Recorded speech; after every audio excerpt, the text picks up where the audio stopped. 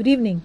I'm Sister Catherine Ryan from Maryville Academy, and this is the program Children First, which we and Cable Access Network present to you each month. And I am delighted. Tonight, our guest is our City of Chicago Treasurer, Stephanie Neely. So welcome, Stephanie. Thank you very much, Sister Catherine. I appreciate you having me on.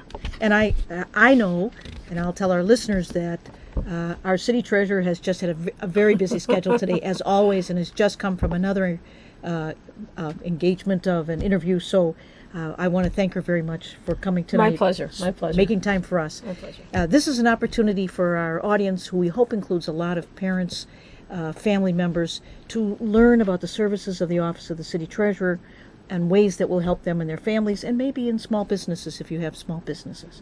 But first, I'd like to introduce you. You're in your second term. I am. I was just reelected in February. And congratulations. Thank you very much.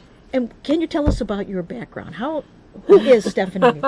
Well, I'm a native of Chicago. I grew up on the South Side. I am the daughter of J.C. and Doris Neely, who are deceased, but they came to Chicago to pursue the American dream, and they believed in higher education. And so I went to the lab school for grammar school and high school. I went out to Northampton, Massachusetts to receive an undergraduate degree in economics from Smith College. I came back to Chicago to receive an MBA in finance. I've spent over 20 years in the financial services industry, 6 years being in New York.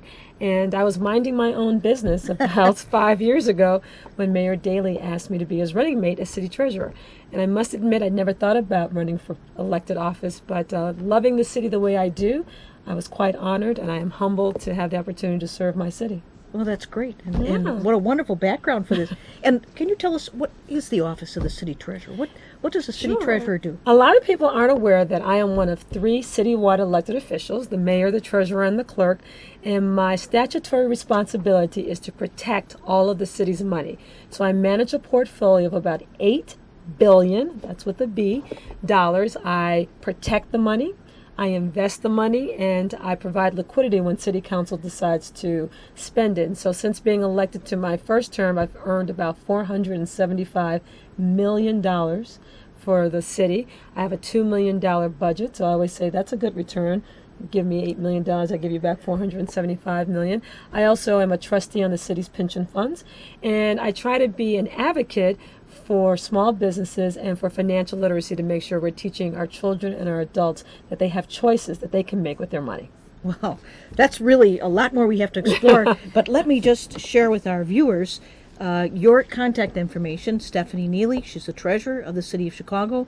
Here's her website, let me let you say it here. www.chicagocitytreasurer.com. And also, Stephanie has given us her telephone number and her email address. Right, citytreasurer@cityofchicago.org, excuse me.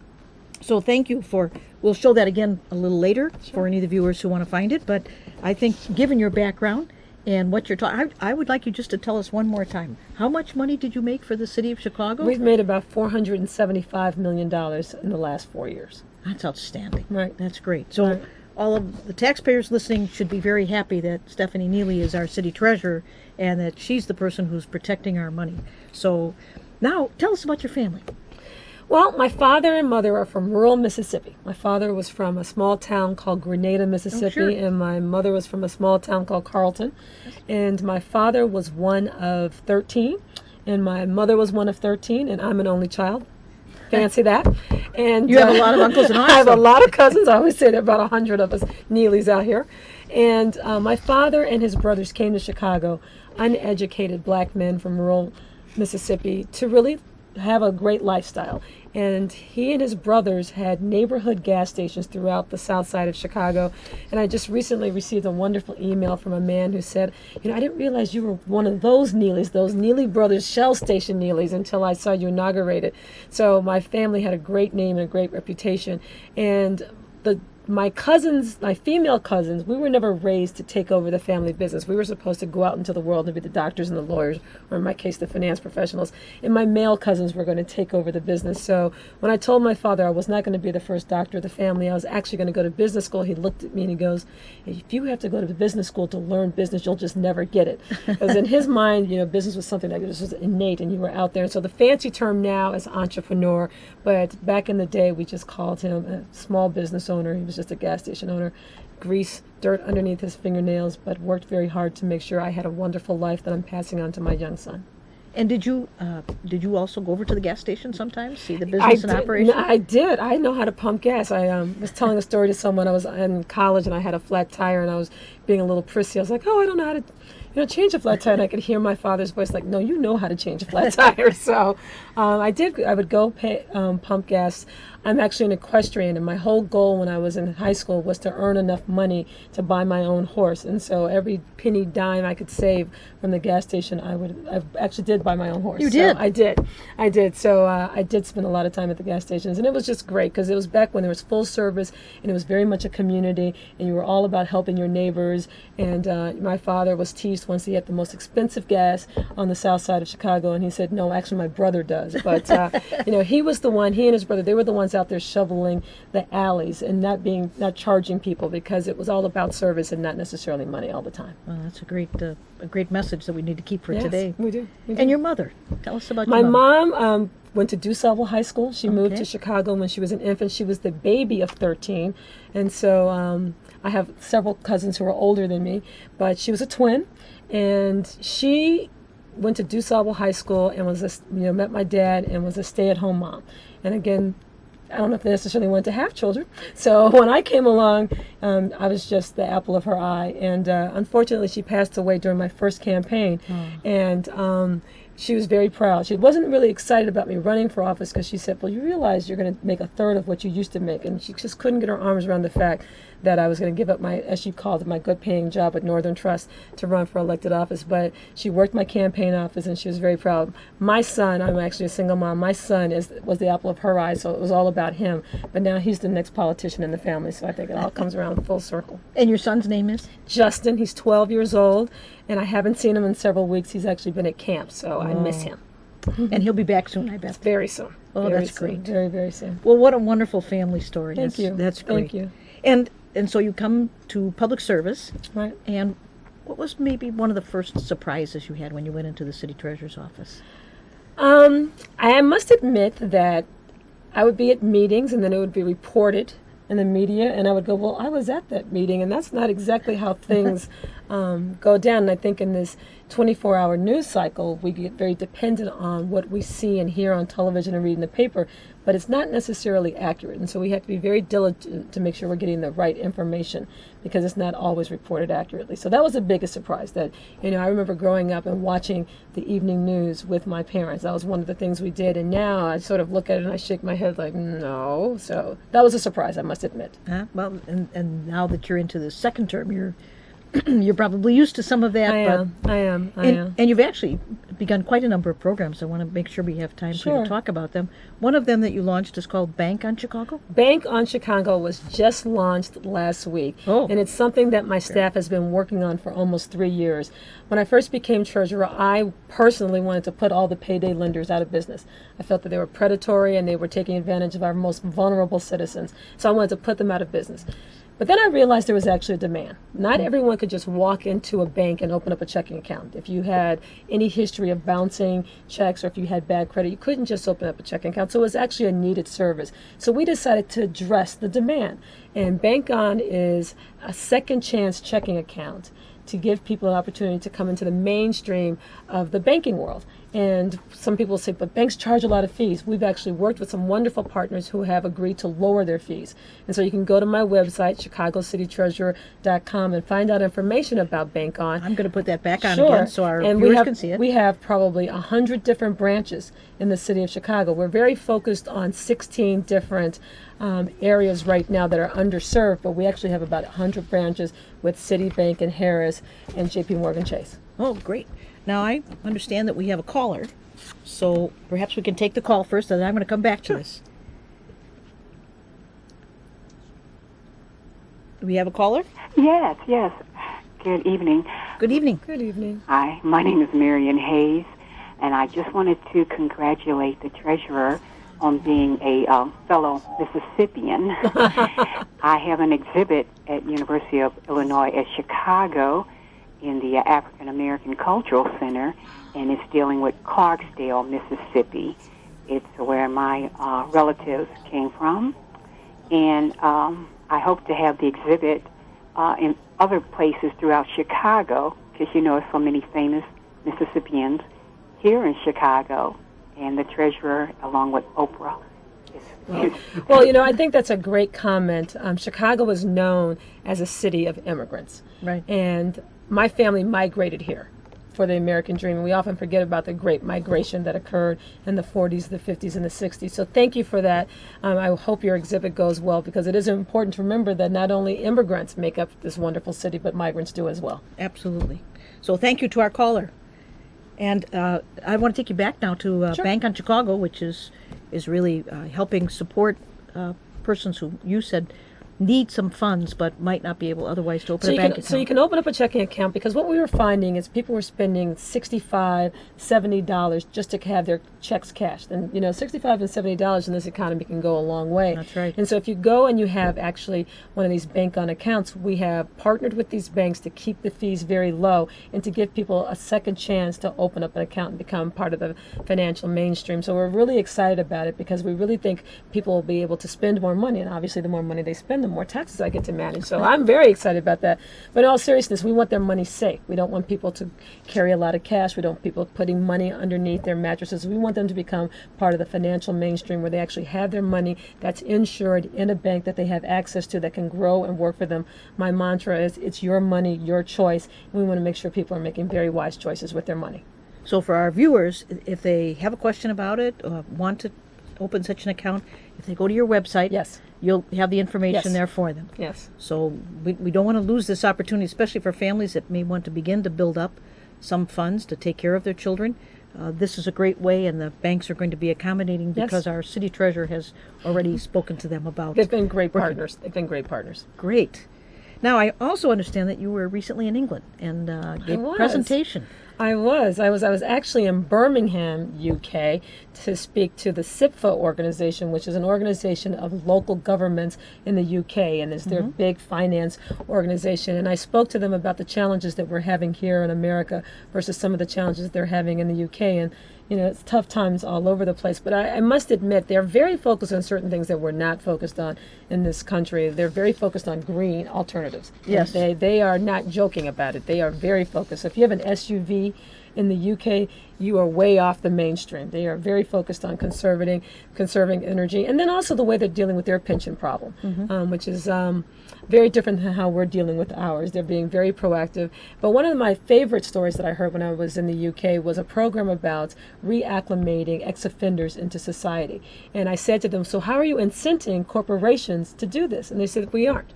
We're asking them to do it because we're telling them we have a supply, a workforce that's eager and will do a good job. And that program that they have is 98% successful. Really? And I was so intrigued by that, because here in this country, it's almost like you're in a second class. You get out of prison and no one will ever hire you.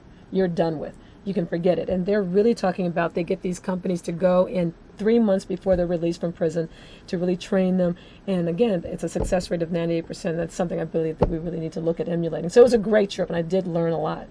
Well, that's 98% success. That rate is very good. That is very about good. as high as most people can hope for. But tell me, what did you tell them about us?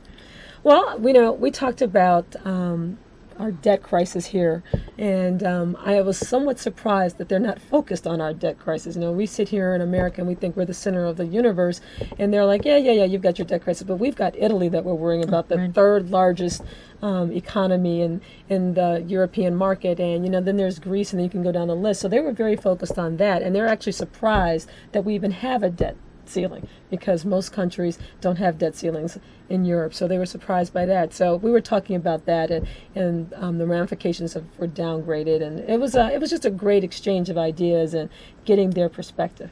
Sounds like it. Yeah.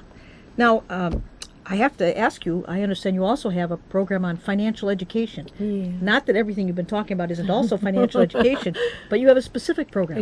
I do. Please tell us. I feel very strongly that we are not preparing our children for the future. They are being bombarded every day, every hour with spin, spin, spin. Immediate gratification. I want those shoes, buy them for me. I knew we had a problem. We had a Barbie doll that was a sharpening Barbie doll, and she would just take her little Visa or MasterCard, whatever it is, and go across the cash register and go cha-ching. And we're teaching them just to spend and what's the ramification.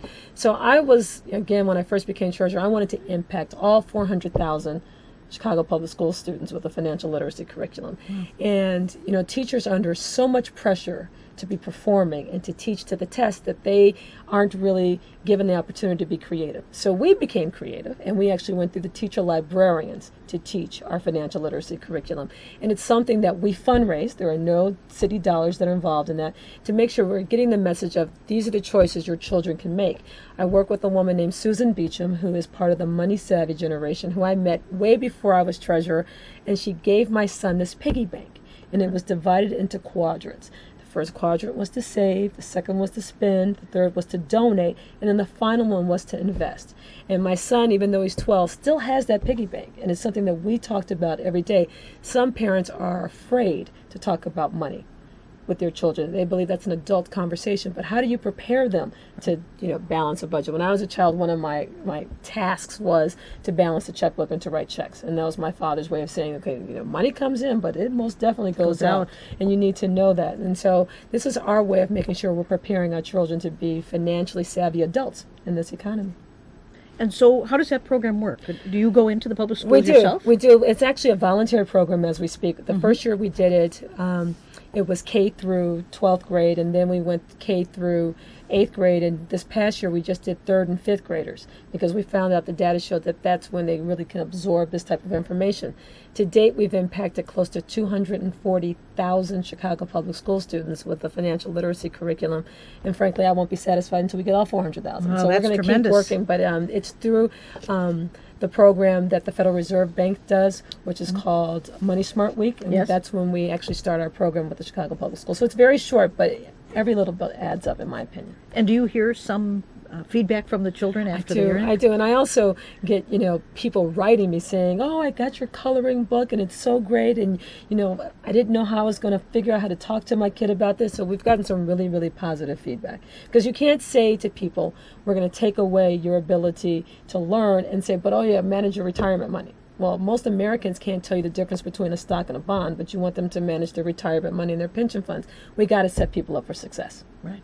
Well, that's absolutely true. So now I think you've talked about these programs, and I could say, oh my, that's everything you do in the office, but I know that's not true. You also have a microloan program for small businesses? I do. As we talked about earlier, I'm the product of a small business owner, and so they have a special place in my heart, and I really want to see them succeed. And so we have a small business expo that we do every year. Usually it's in July. This year it's actually going to be in October. We partner with Crane's Business. But we teach people how to write a business plan, how to navigate social media, how to give an elevator pitch, which is really just giving a sound bite of your business. But most importantly, we're trying to give affordable capital to our small business owners. And so several years ago, when City Council voted to privatize the Skyway, they set aside $5 million for small business loans. When I became treasurer, the program just wasn't getting money out. And so we held a town hall meeting, and we said, how can we help the small business community? And they said, we need microloans. Because this was during the downturn in the economy where people were actually putting utility bills on their credit card. So you're going to pay 18, 20, 30% for your electric bill. That doesn't make any sense. So we have 7 different partners, and again, all this information is on my website, that actually give loans anywhere between $2,000 and $30,000. We do not do the credit analysis, our partners do, but we do provide the money. And we hold our partners accountable, because if they don't lend out their allocation of money within 2 years, we take it back from them. And it's designed to be a revolving loan program. And as I sit here and speak, all the loans are current. Oh, that's wonderful. Now I'm going to give your website one more time, just because I think that with all of these programs, we want to make sure everyone knows how to reach Stephanie Neely, our treasurer of the City of Chicago, at her website and her own an email address, actually, also, and a telephone. So we know we can reach you, Stephanie, one way or the other. So now you've got all these programs that you provide for people, and you show people how to do it. What would you say is your greatest success so far? Oh, that's a good question. We've had so many successes. I think the Bank On program has been a big success. I think impacting 230,000 Chicago public schools students with the financial literacy is a success. I think being reelected is Another success. But, I'm just really proud of my staff. They're very good. I give them a vision, and they have done a really good job of implementing them. One of the things that's on the horizon is an alternative for a payday loan. We have a program where we deposit monies into banks, and then they're required to lend it out. It's called the Link Deposit Program. Well, we're in the process of revamping that program to have affordable loans, sort of our own payday loan, except for it'll be at a more interesting interest rate as opposed to 600-700%. And so I'm very proud of the things that we've accomplished. We've kept all the city's money safe. We've been very creative in how we invest the money. But I think, as a trustee on the pension boards, that's going to be our biggest challenge over the next few years. So I'm gearing up for that. That's the pensions that for city workers. Yes. What is a typical day like for a city treasurer, for the treasurer of the city of Chicago? Well, I always try to work out in the morning. That's my really? sanity. Okay. So this morning I rode my bike 18 miles. And then today I had a pension meeting that went for 6 hours. And then I went into the office and I seemed like I signed my life away. And then I come in the evening and I give interviews. I think most people would be surprised that most elected officials work every day, Monday through Sunday, all the time. And I've never worked harder. And that's because I want to be the best treasurer the city's ever had, and I want to make sure we're working hard at it. So I don't have a typical day. Every day that's what makes this very exciting. It keeps you sort of going and engaged, because it's important for me to get out to the community and ask people what do they need so I can give it to them. It's important that I know some of the challenges. It's important that I know what's going on in the markets. It's important that I know what other cities are doing. So every day is very different. Very, very different. So you aren't just talking to people on Wall Street? No. Or on LaSalle Street? No, I try to get it to communities all the time. I try to go to different fairs and really ask people, what's going on? What are some of your challenges? I can't be successful unless I provide a need. I heard Mayor Emanuel said, our clients are the citizens of Chicago, so I want to provide them with the service that they need. Well, that's extraordinary. So if our viewers are, as they're listening tonight, and they're asking themselves, wow, there's a lot going on in the city treasurer's office, and perhaps they are having difficulties themselves in managing money. Sure. What advice would you give them? Well, one, you can call 311. And you can call 311 and ask about the Bank On program. You can call 311 and actually tell someone you're having some financial issues. But I would not bury your head in the sand. If you've missed a mortgage payment, for example, you really do need to pick up the phone. As hard as it is, no matter how embarrassed you might be, pick up the phone and say, I need help. You've got to sort of humble yourself out and do that. And I think because we've had such a difficult economy over the last 3 years, most banks have heard it all, so they're ready to help you. They don't want to own your house. I would definitely protect yourself from any fraud. Do your homework. Don't be lazy. Don't sign anything that you haven't read, because there are definitely people who are out there who are, our most vulnerable citizens are elderly and really trying to take advantage of them. So 311 is a great resource for the city. The city's non-emergency number to start with any issue that you may have. Okay. And as a mom, city treasurer, but as a mom also, talking to parents, what do they need to think about for planning ahead for finances for their children? Well, the first thing is you have to prepare for your own retirement first. You can't borrow for retirement. And so most parents want to be good parents and save for college. I always say to them, make sure you're preparing for your own retirement also. And then just for college, any small amount. If you can put away, when I first became a mom, I started putting away $50 a month. And then just build that. And you'd be amazing when you start when the child is so young, because of accrued interest, you really do get a nice little pot of money for them. Great advice tonight from Mom and a finance expert, treasurer of the city of Chicago, Stephanie Neely. Thank you, Stephanie, for being here tonight. Thank you, Sister Kathy. I really appreciate it. Good evening.